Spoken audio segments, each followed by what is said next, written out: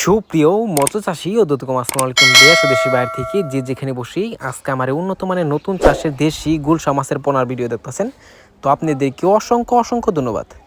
অনেকে বড় সাইজের বড় দেশি গুলশা খুঁজছেন, পাচ্ছেন না, অবশ্য আমাদের কাছ থেকে ক্রয় করে নিয়ে চাষ করতে পারবেন। তো এই যে মাছটা দেখতে পারতেছেন, এটা হচ্ছে 2000 থেকে 2500 লাইনের পিসে 1 কেজি। তো আপনারা যদি এই মাছটা নিতে চান, অবশ্য আমাদের কাছ থেকে নিয়ে চাষ করতে পারবেন। তো চাষি ভাইরা, আপনারা দিয়ে মাছটা চাষ করেন, অবশ্য কিছু নিয়মকানুন আছে, অনেকে আমরা জানি না যে মাছ চাষ ক্ষেত্রে অনেক কিছু নিয়মকানুন আছে, আমরা অনেকে জানি না। তো অবশ্য আপনি যদি না জানেন, তো অবশ্য আমাদের ভিডিও স্ক্রিনে দেওয়া নাম্বারে যোগাযোগ করে আপনারা জানতে পারবেন যে পুকুর প্রস্তুতি, মাছ কীভাবে চাষ করতে হয়, বিস্তারিত জানতে পারবেন।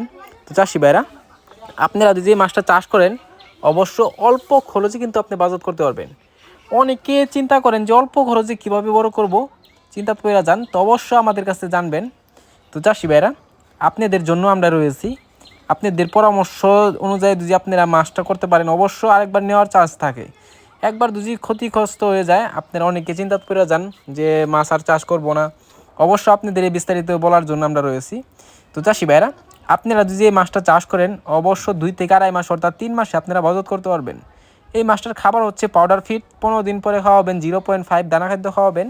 অনেকে খাবারের সাইজ অনুযায়ী আমরা খাবার দিতে পারি না, যে কারণে মাছ অনেক বেশ কম হয়ে যায়।